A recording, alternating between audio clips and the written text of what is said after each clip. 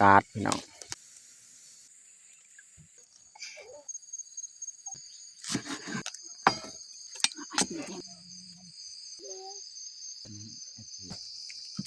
ออกเลย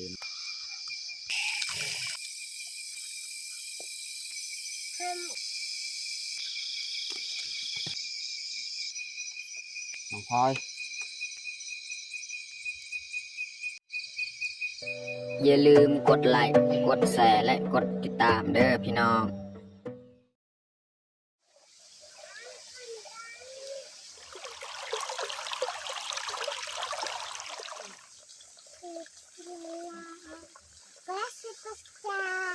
Vai balicare, facciamo.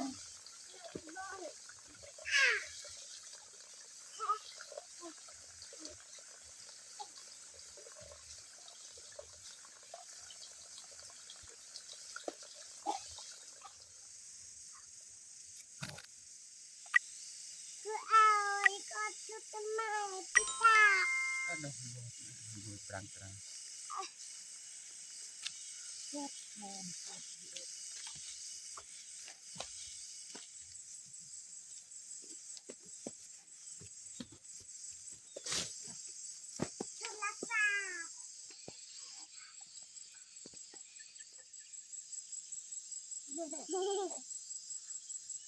ครับสบายดีแล้วก็สวัสดีเบิร์ดสู่ครูสู่คนเนาะยินดีต้อนรับเข้าสู่ซองเบายืงเนาะแล้วก็สำหรับตอนแรกมื้อนี้แม่นสิพาลูกพาเมียเข้ามานอนให้เก้าลองเปลี่ยนบรรยากาศอันนี้ก็ด้นเติบและอยากเข้าเป็นเดือนแหละบ่ได้มานอนป่านอนไห้พี่น้องเนาะก็เลยมื้อนี้สิพาลูกพาเมียลองมานอนป่ามานอนไห้ลองเปลี่ยนบรรยากาศนอนฟังเสียงจิริตจิรอพี่น้องเนาะแล้วก็ตอนนี้ก็เวลา4 โมงพี่น้อง4 โมงแรงออกมาจากบ้านแล้วก็เฮาลงมาหดพืชผักของเฮาอยู่ในไร่ของเฮาแล้วก็มาเฮ็ดกินเฮ็ดยากแล้วก็จึงมานอน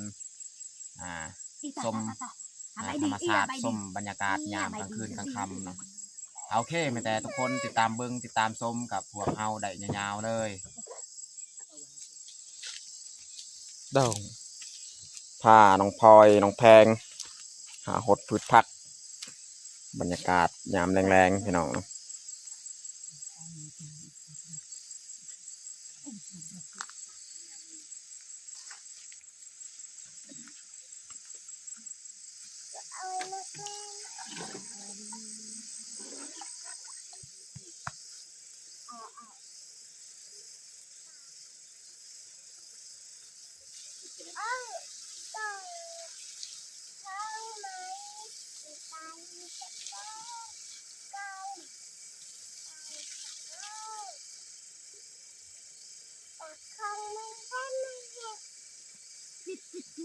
นั่นนะช่วงนั่นนะช่วงนั่น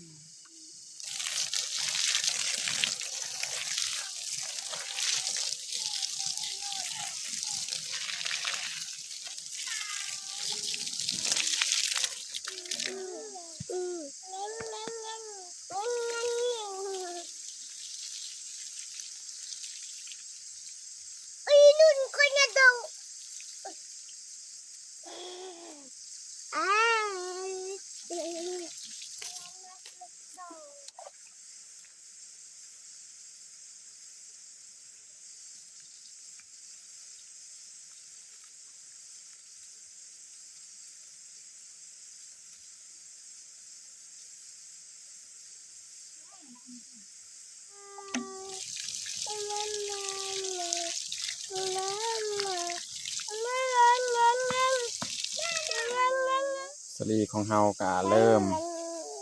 จะขึ้นแล้วพี่น้องเนาะ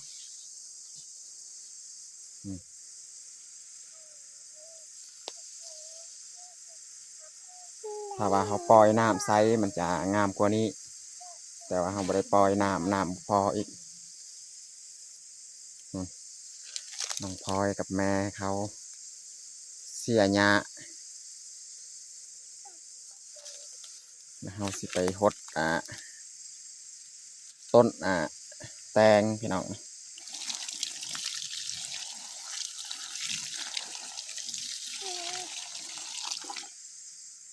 ต้นมะคุงพี่น้อง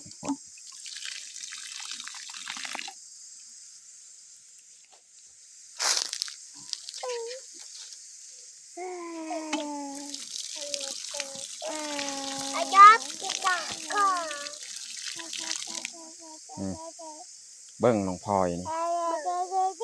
เกิบเขาซื้อให้เราบ่ใส่เกิบแม่อีกนี่เบิ่งเกิบเขาซื้อให้ใส่บ่ใส่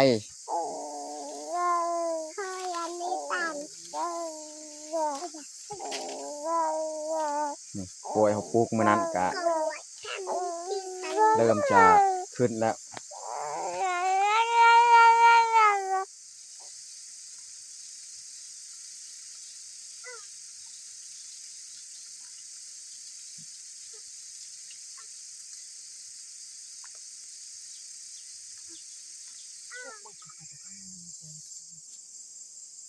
เนี่ยจะลกหญ้าแล้วนี่มีต้นยาสูบมักแตงอีหยังต้องได้ลกหญ้าออกอีกอันนี้ก็ดนและพี่น้องเนาะบ่ได้เข้าอาทิตย์กว่าอยู่สวนของเฮาก็คนละปลูกอยู่สวนก็เริ่มขึ้นเลย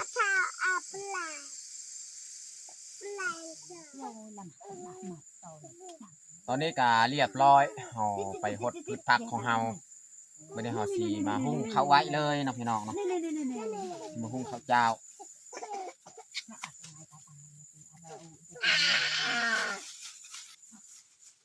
เราจะใส่ไว้ใส่หม้อนะพี่น้องเนาะ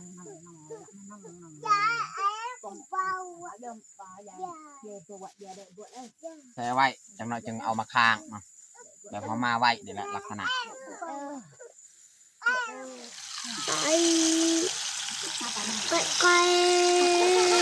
เยอะบิ้งนะบิ้งเนาะ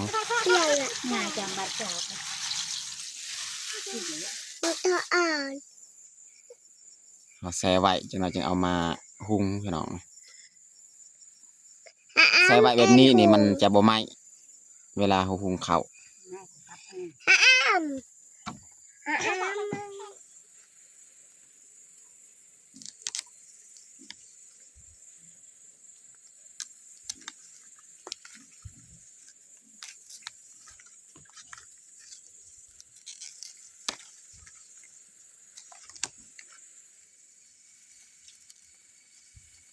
ก็บผักกาดพี่น้องตัวใดสิแก่ๆเขาก็เก็บเอาเลยตัวใดมันตอก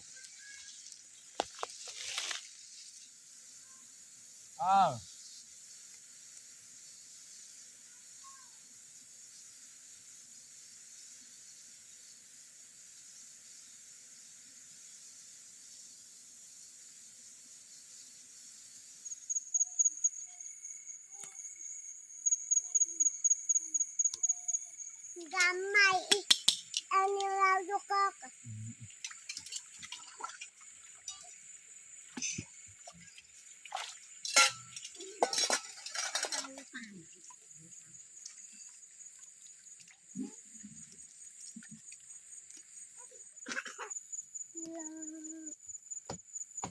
ไม่ได้เขาสีมา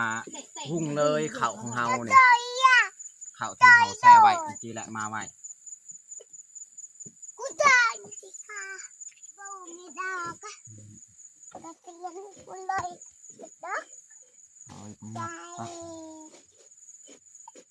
ตักออกเงิน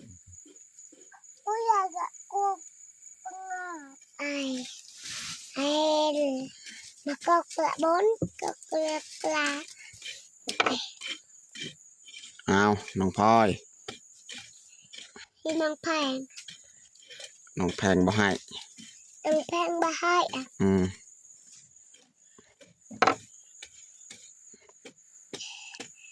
น้องแพง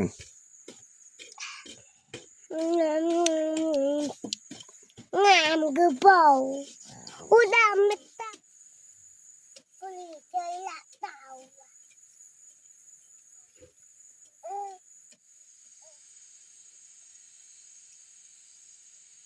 บรรยากาศยามแรงๆพี่น้องเนาะ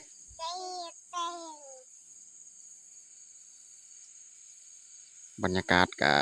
ดีพี่น้อง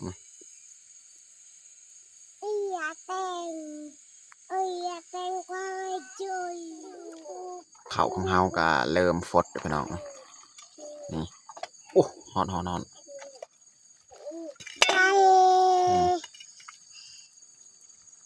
เริ่มฟดแล้วพี่น้อง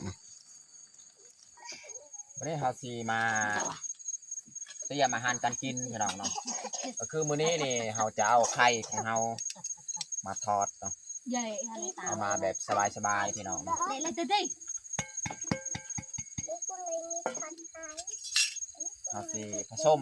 ไข่ก่อนบัดนี้ข้าวสุกเฮาจึงเอาข้าวออกจากหม้อแล้วก็จึงมาทอดไข่จักหน่อยเนาะ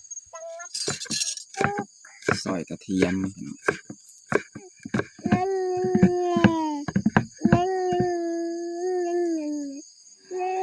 ซอยหอมแดง หน่อยว้าวนี่มัน ซอยหอมบัว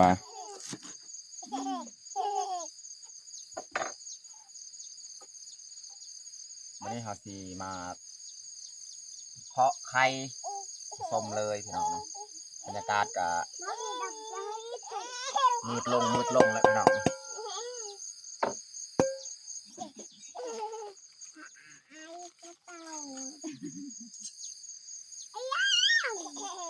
อะไรจะพัด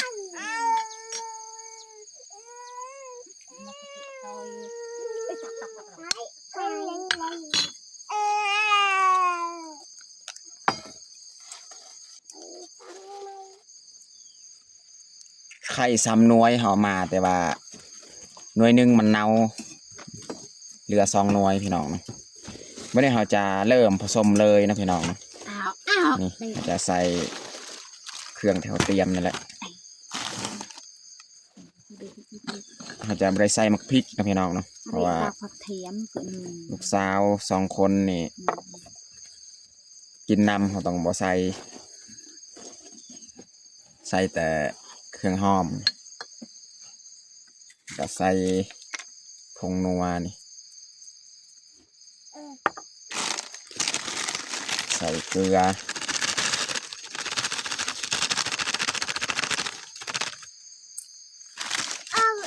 นี่เราจะผสมเลย vậy nó ngập ngập thì cả hai thì hay lắm dày cả chạm trời đào từng tiếng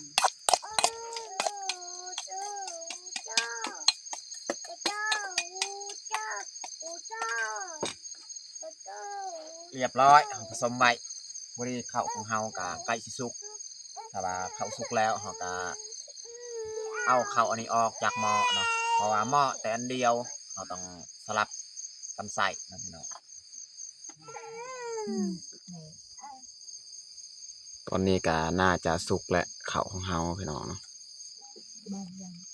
วันนี้เฮาจะป้งเลยข้าวของเฮานี่ป้งเอาไปแช่ใส่น้ำให้มันเย็น áo เนาะ cái đơn mà chị ไปแช่ก้นหม้อบ่แม่นว่าสิไปแช่นั่นไปแช่ก้นให้มันเย็นเวลาตักออกมันจะออกง่าย ngoài cả đi dày mà anh cái hai chạm trời đất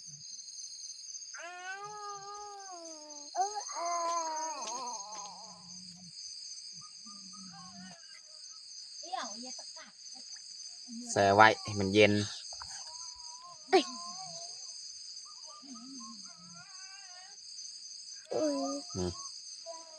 ประมาณนี้แหละบอกให้น้ำซ้ำมันขึ้นซ้ำนี้เนาะให้มันเย็นมันจะตักออกจะหน่อยง่ายบรรยากาศก็ค่อยมืดลงแล้วพี่น้องเนาะบัดค่ำมานี่อากาศก็สีเย็นๆแน่พี่น้องเนาะ đời của đây là của mẹ เย็นดี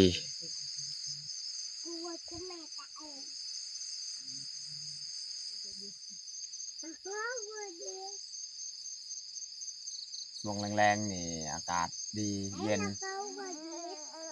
แต่ว่าช่วงกลางเว้นนี่ร้อนแห้งพี่น้อง cái tay ngăn cái đi sai dương นอนป่านอนให้ช่วงนี้นี่ช่วงกลางคืนเนี่ยคักบรรยากาศ dành cái đồ mà เด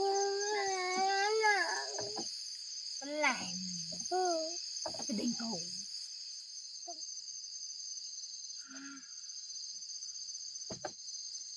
ไต่ไฟบัดนี้พี่น้องมันมืดแล้วบัดนี้เฮาสิมาตักข้าวของเฮาเลยพี่น้องเนาะสำนี้ก็เย็นแล้ว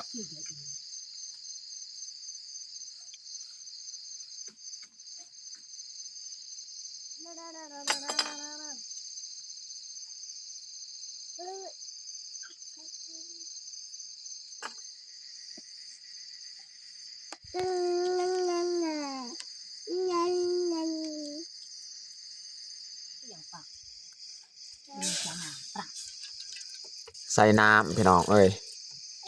ลืมมาเพื่อน้ำมันอีกพี่น้องเนาะ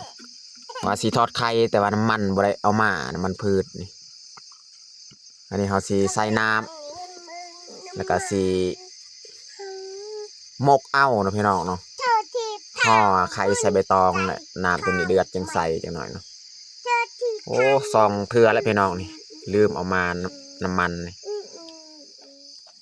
บัดนี้เขาสีใส่เลยไข่ของเขาใส่ใบตองนี่เขาสีห่อเอา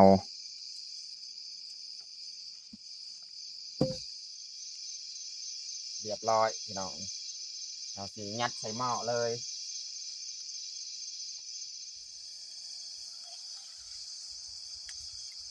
น้ำหน่อยนึงจะหน่อยให้เติมอีกน้ำความแบบนี้แหละจึงอัดแบบนี้ได้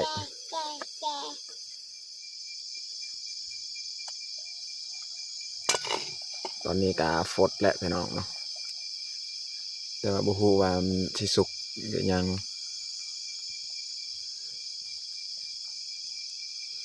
ต้มอีกจากประมาณ5 นาทีพี่น้องแล้วจึงมาปรุง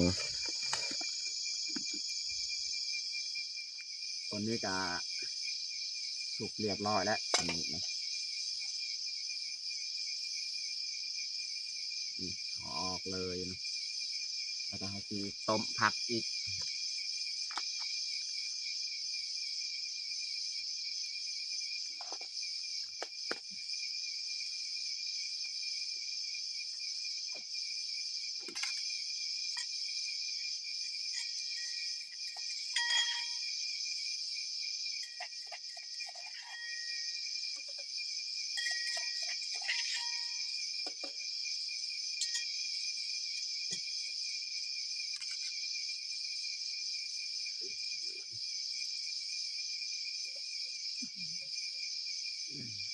นี่เขาจะแกะเลยเนาะ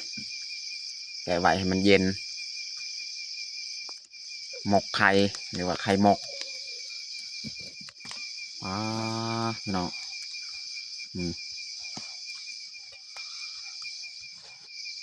เป็นก้อนเลยพี่น้องเนาะไข่หมกหมกไข่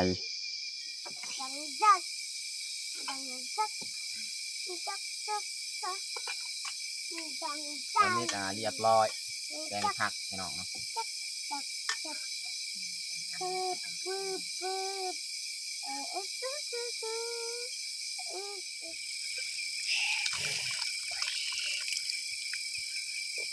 แกงพี่น้องแกงผักสดๆบ่ได้ใส่หยังพี่น้อง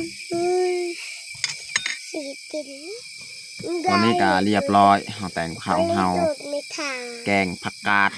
สดๆพี่น้องแล้วก็หมกไข่พี่น้องหมกไข่ หมกไข่ หมกไข่ น้องพลอยมักนะหมกไข่มาก แล้วก็หุงข้าวเจ้าพี่น้องได้สำหรับอาหารแรงของเฮาก็บัดสำนี้แหละตอนนี้ก็เรียบร้อยเฮาแต่งข้าวของเฮาแต่เฮาจะลงมือกินข้าวแรงเลยเอามาทุกคนมากินข้าวแรงน้ำกันเอาน้องพลอยลุงปามากินข้าวมากินข้าวแรงน้ำกันกิน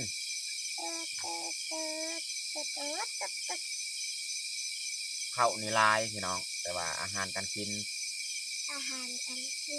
บอกปันไดพี่น้องส่วนน้องแพงนี่นอนแล้ว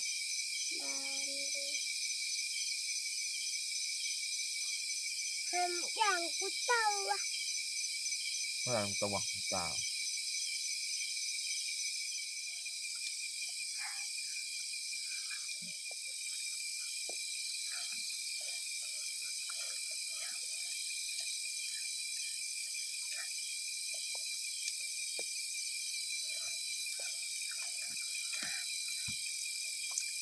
นั่นน่ะ แบบ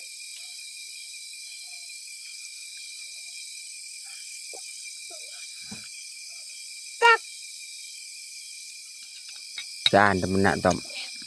อ้าวอ้าว no อย่า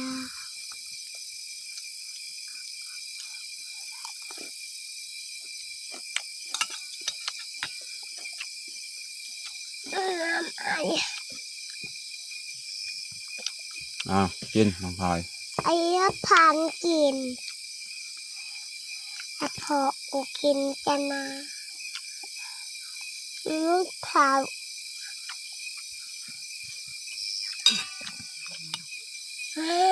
บ้านหนาวน้ำนางคำแดงมาจากข้าวจะนะ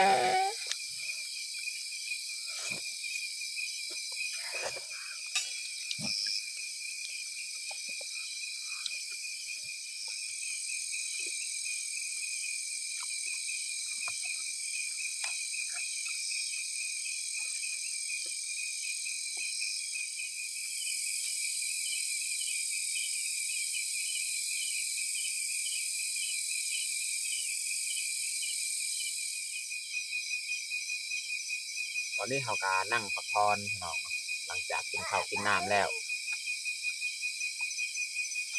มีแต่จักน้อยนี่เขาสิลองไปหาเยื่องเบิ้งแถวสวนสาลีฮัดเนาะว่าสิมีบ่อเขียดประมาณสิเป็นเยื่องเขียดหาเยื่องเบิ้งบรรยากาศพี่น้องเนาะถ้าว่ามีเขียดเขาก็จับเอาบ่มีก็เขาไปเยื่องเบิ้งซื่อๆ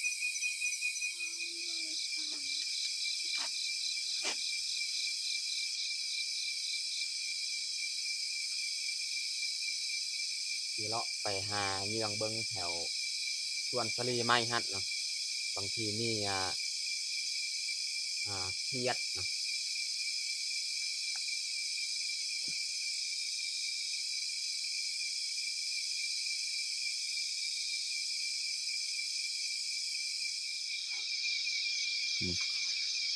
ส่วนสลี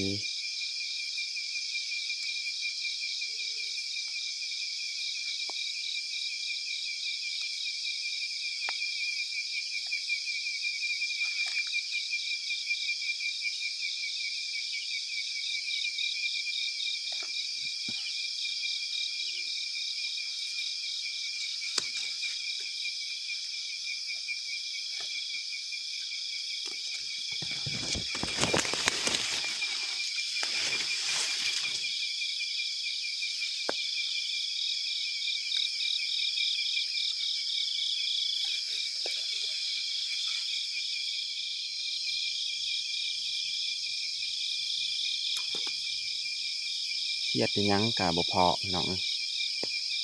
บ่เห็นถ้าว่าฝนตกใหม่ๆนี่บางทีเครียดมันสิออกนะพี่น้องอันนี้ดนละฝนบ่ตก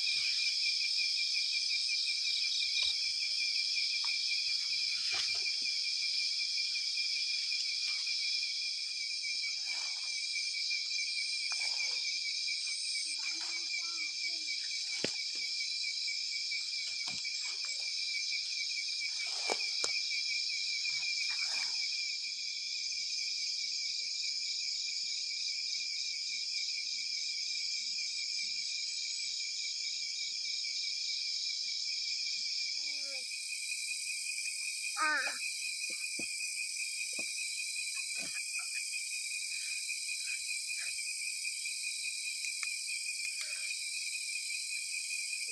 ไปเลาะเยื่องเบิ่งนะแถวสวนหั่นกะบ่ได้เพาะหยังพี่น้องบรรยากาศในสวนหั่นงามขนาดพี่น้องไปเยื่องเบิ่งกลางคืนนี่ เย็นดีไม่ได้จังน้อยเฮากะสีเตรียมเฮ็ดบนนอนบนอยู่นี่แหละ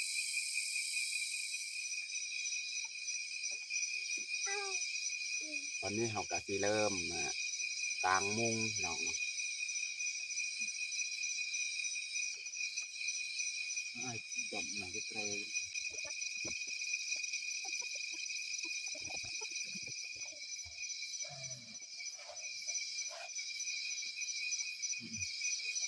ได้ตะกางกระสันนะครับปะไตยุ่งก็อยู่เลยจบ ไม่จังประกมใหญ่ กูกะดิจะยังอ้าวนอนน้องพลอย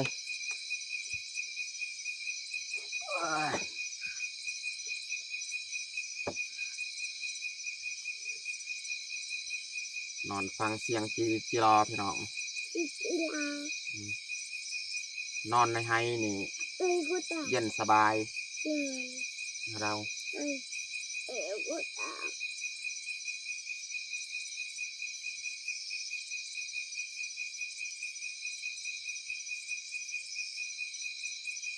เจ้าน้อยบัดเฮาสีนอนเฮากับสีมอดไฟพี่น้องเนาะ